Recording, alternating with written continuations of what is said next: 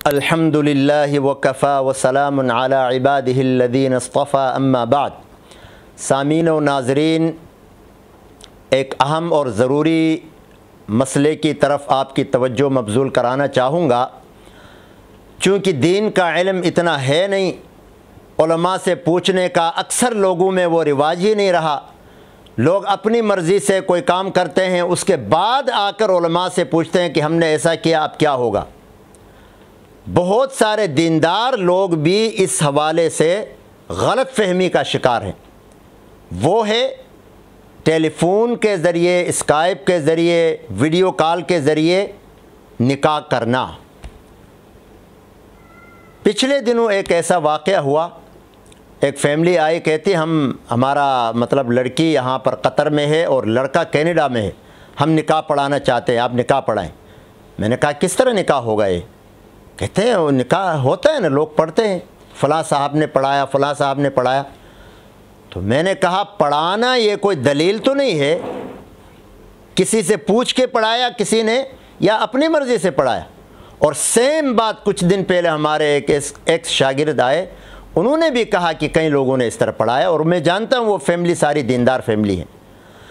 تو ٹیلی فونک نکاح، اسکائپ کے ذریعے نکاح، ویڈیو کال کے ذریعے نکاح کا حکم یہ ہے،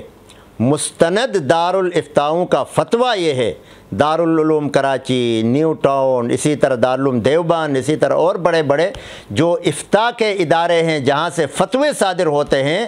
ان کا موقف اور فتویٰ یہ ہے کہ ٹیلی فون کے ذریعے نکاح نہیں ہو سکتا۔ وجہ یہ ہے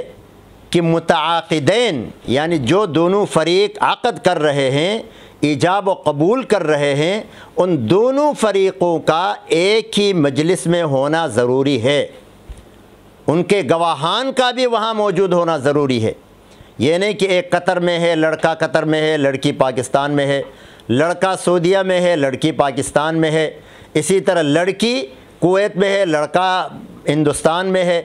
یا کوئی لڑکا کینیڈا میں ہے اور لڑکی کسی عرب ملک میں، کہیں بھی ہے۔ اب اس کی صحیح صورتحال یہ ہے کہ مثلا لڑکا یہاں قطر میں ہے، لڑکی پاکستان میں ہے، اب یہ نکاح کرنا چاہتے ہیں، تو اس کی صورت یہ بنے گی کہ لڑکا ٹیلی فون کے ذریعے، ویڈیو کال کے ذریعے، اسکائپ کے ذریعے، جو بھی ذریعہ ہے، اس کے ذریعے وہاں پر اپنا کوئی وکیل مقرر کرے کہ بھائی فلاں آدمی میرا فلاں رشتہ دار، بھائی، رشتہ دار، دوست یا جو بھی ہے، وہ میری طرف سے میرے نکاح کا وکیل ہوگا، ایجاب و قبول کا وکیل ہوگا، اور اس بات کے دو گواہاں بھی ہوں گے، وہ اسکائپ کے ذریعے، ٹیلی فون کے ذریعے بتا دے کہ فلاں فلاں میرا وکیل ہے اور فلاں فلاں گواہ ہیں۔ اس کے بعد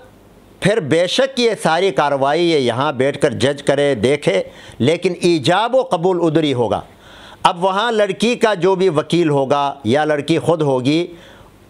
اس کے ساتھ جو لڑکے کا وکیل ہے یہ ان کو آفر کرے گا،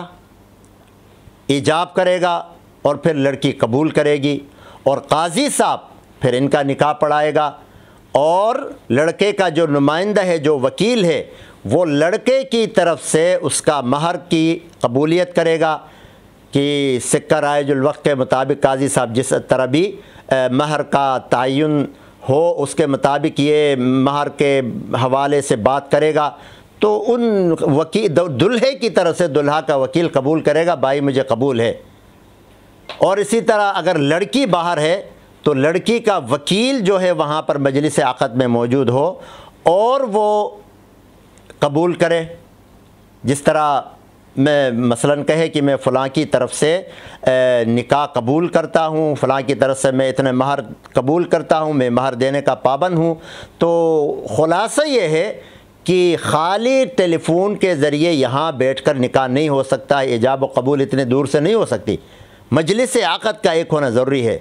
اس لیے لڑکا یا لڑکی جو باہر ہیں، جو دور ہیں، اپنا وہاں وکیل مقرر کریں گے، اپنا نمائندہ مقرر کریں گے، پھر وہ نمائندہ وہاں پر مجلس عقد میں دو گواہان کی موجودگی میں وہ نمائندہ بنے گا، وکیل بنے گا، پھر یہ اس دور بیٹھے ہوئے دلہا کی طرف سے یہ وکیل بن کر ایجاب و قبول کرے گا اور اس طرح نکاح عمل میں آ سکتا ہے۔ اس کے علاوہ بہت سارے لوگوں کے ذہنوں میں جو غلط فہمی ہے کہ دور سے ٹیلی فون پر نکاح ہوگا، اسکائپ کے ذریعے نکاح کرتے ہیں یا ویڈیو کال کے ذریعے، تو وہ سارے طریقے صحیح نہیں ہیں، غلط ہیں۔ اب بھی اگر کسی کی سمجھ میں بات نہیں آتی ہے تو وہ کسی مستند دارالافتاء سے رجوع کرے اور فتویٰ لے لے۔